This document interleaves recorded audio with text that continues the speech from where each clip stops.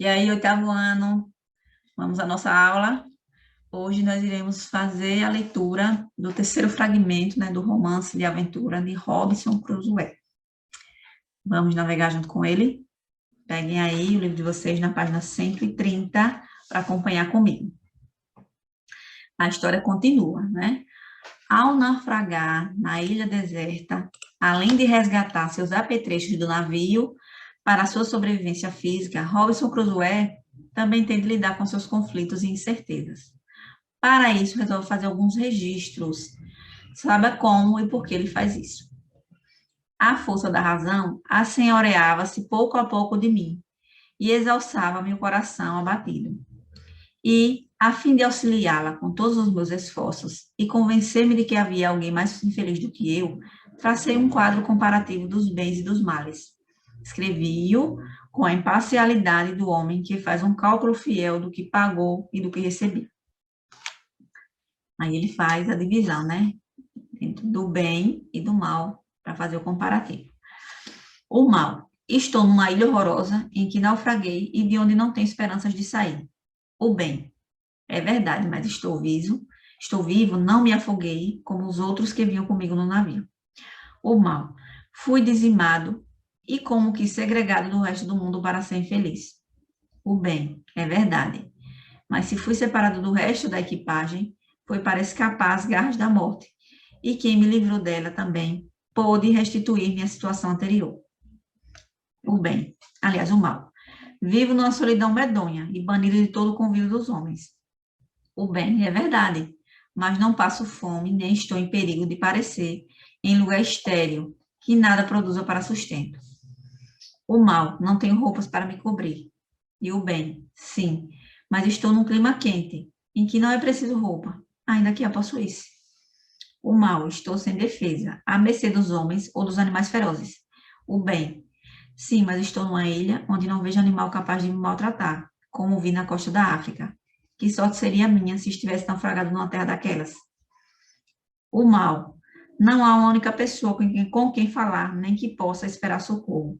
O bem, é verdade, mas a providência, por uma espécie de milagre, conduziu o navio para tão perto da terra que pude ir lá buscar uma quantidade incalculável de objetos, os quais não só me dão presentemente a subsistência, mas colocam-me também em condições de prover as minhas necessidades por longo espaço de tempo, senão por toda a vida.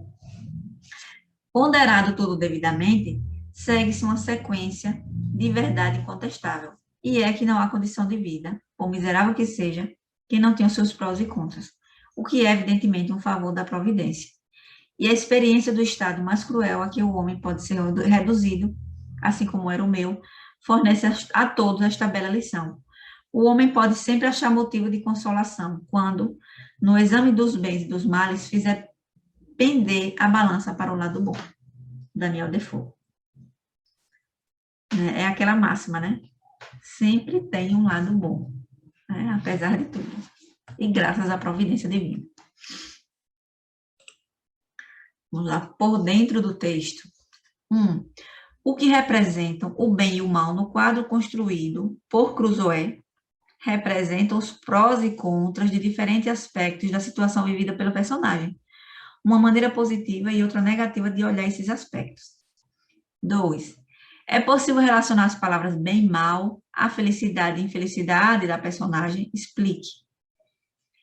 Sim, né? A felicidade ou a infelicidade da personagem depende da maneira como ela encara situações difíceis que vive naquele lugar. Porque o personagem nomeia o tipo de organização do registro que fez como um quadro comparativo. A personagem compara duas formas de ver a mesma situação, né? Por isso que é uma comparação. 4. Robinson Crusoe estabelece uma oposição entre duas maneiras possíveis de ver a situação em que se encontra. Quais são as expressões que, ao iniciar as colocações da coluna do bem, marcam essa oposição? As expressões são é verdade, mas e sim, mas. Há uma técnica de construção de argumentos que consiste em concordar com a opinião contrária inicialmente, para em seguida rebatê-la com mais intensidade. Podemos afirmar que o narrador, ao fazer seu registro, emprega essa técnica. Explique por quê. Porque ao empregar, né, as expressões É verdade, sim, o narrador reconhece a situação adversa e negativa em que se encontra. Porém, usa argumentos positivos que lhe confortam, rebatendo com forte veemência o pensamento que poderia causar sofrimento, como, mas eu estou vivo, e quem me livrou dela também pode restituir minha situação anterior, entre outros, né? Sim, na escrita do quadro, a personagem emprega a norma padrão. Podemos afirmar que isso se observa também no restante do texto, em que o narrador conta a sua história. O que podemos concluir a respeito dessa observação? Sim, o narrador, ele conta os fatos usando a norma padrão. Se o narrador é também personagem, ele narra a história e é responsável pelo registro do quadro.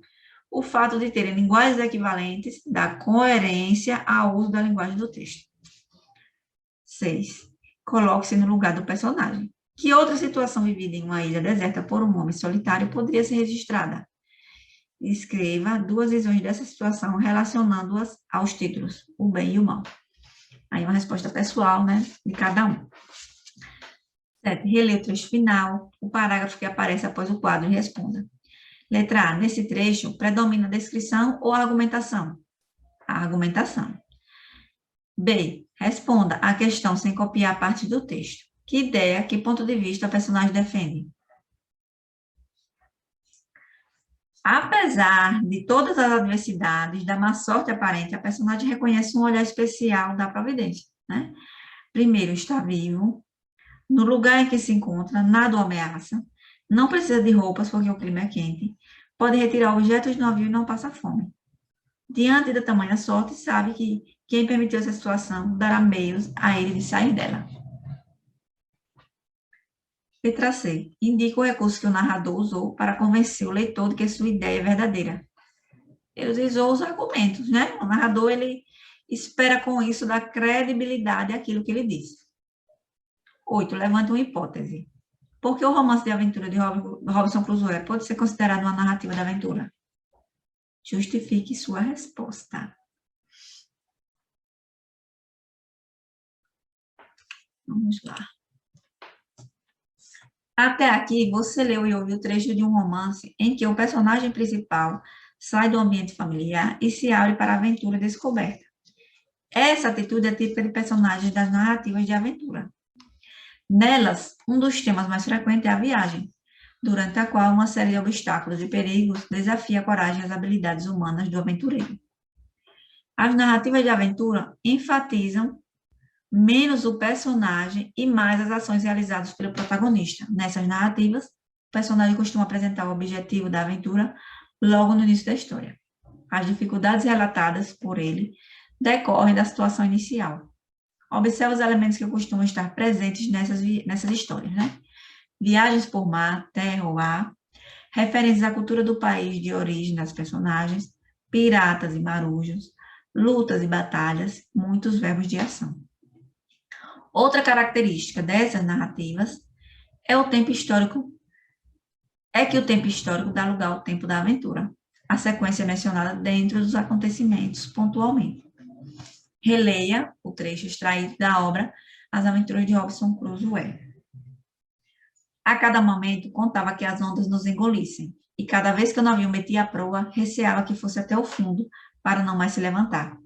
No meio dessa angústia, fiz promessas repetidas de que se Deus me salvasse dessa viagem e eu chegasse a pôr pé em terra, não voltaria em toda a vida a entrar em navios, para não me expor a idênticos desastres. Além das narrativas de aventura, há outros tipos de narrativa, como as narrativas fantásticas e as narrativas de enigma. Procure conhecer outros exemplos de histórias com características semelhantes a essas. Vamos lá agora trocando ideias. Nesse fragmento 3, né, o personagem Robinson Crusoe, ele traça um quadro comparativo entre o bem e o mal. Na primeira coluna, ele coloca os acontecimentos ruins, e na segunda, as situações adversas, uma contrapartida, ou seja, o que essas situações trazem de bom. Observe o quadro abaixo, né, em que as inversões de dois dos itens relacionados pelos personagens, para depois discutir com o professor e colegas as perguntas que seguem. O bem, estou vivo, não me afoguei como os outros que vinham comigo no navio. O mal, é verdade, mas estou numa ilha horrorosa em que naufraguei e de onde não tenho esperanças de sair. O bem, não passo fome nem estou em perigo de parecer em um lugar estéril, que nada produza para sustento. O mal é verdade, mas vivo numa solidão medonha e banido de todo o convívio dos homens. Analisando as suas experiências práticas de vida, em qual dos dois quadros você se baseia para orientar situações boas e ruins que acontecem no seu dia a dia? O quadro traçado por Robson, no fragmento 3, ou o quadro acima? E na convivência com os colegas, amigos, familiares ou não muito amigos, você procura ver sempre algum lado bom nas pessoas ou prevalece no seu pensamento de algo que não agrada nelas? É tudo muito pessoal aí, né, gente? Leia abaixo a lição que Cruzoé apresenta em uma narrativa. O homem pode sempre achar motivo de consolo quando, no exame dos bens e dos males, fizer pender a balança para o lado bom. Como você orientaria uma pessoa no sentido de que procurasse extrair das situações adversas o que elas trazem de bom para o crescimento pessoal? Você já viveu ou conhece pessoas que já viveram esse tipo de experiência? Em caso positivo, compartilhe. Isso aí são respostas que só você pode dar, né? Vai depender da experiência pessoal de cada um. Nossa, ela chegou ao fim, né? Muito obrigada e até a próxima.